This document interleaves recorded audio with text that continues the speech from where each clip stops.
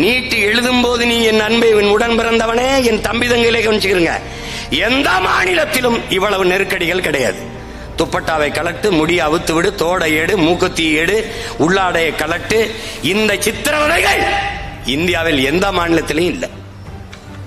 நல்லா கவனிச்சுக்க. என் நிலத்தில் மட்டும்தான் மூக்குத்திய கலட்டு பிட்ட கொண்டு போயிருவாங்க.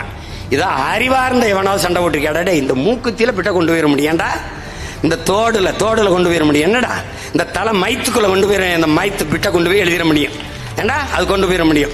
இந்த மூக்குத்திகளை பிட்ட கொண்டு போயிட முடியும் நம்ம சொல்லுகிறது இந்த நாடு.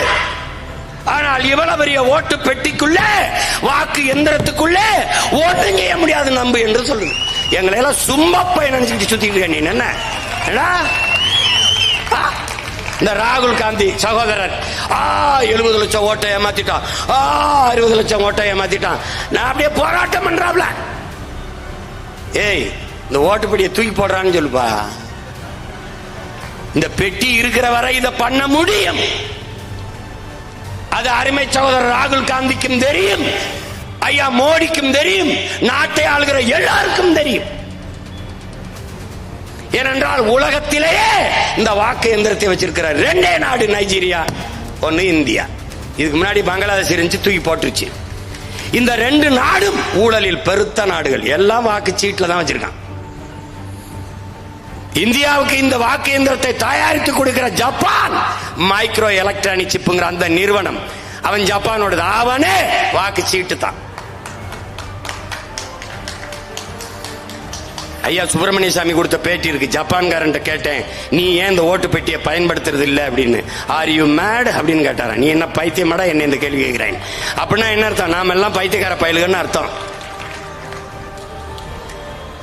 அதை சொல்ல அவருக்கு துணிவு இருக்கா? இந்த வாக்கு எந்திரம் வேண்டாம் என்று அவருக்கு சொல்ல துணிவு இருக்கா? இதில் ஒன்றும் செய்ய முடியாது. என் தங்கச்சி மூக்குத்திக்குள்ள தோடுல விட்டு கொண்டு போயிருவாங்கிறான். நீ நம்பிட்டு இருக்க. அன்னைக்கே அந்த தேர்வக அரங்கத்தை முற்றுகையிட்டு அடிச்சு விரட்டினோம்னு வச்சுக்க, தொலைச்சிருக்கணும். வட இந்தியாவில் மேலாளர் சூப்பர்வைசர் வெளியில் நிற்கிறான். இவன் புத்தகத்தை பார்த்து எழுதிக்கிட்டு இருக்கான். எழுதியிருக்கான் பாரு எழுதியிருக்கான். 700 பேர் எழுதின தேர்வில் 800 பேர் தேர்ச்சி பெற்றிருக்கான். எப்படா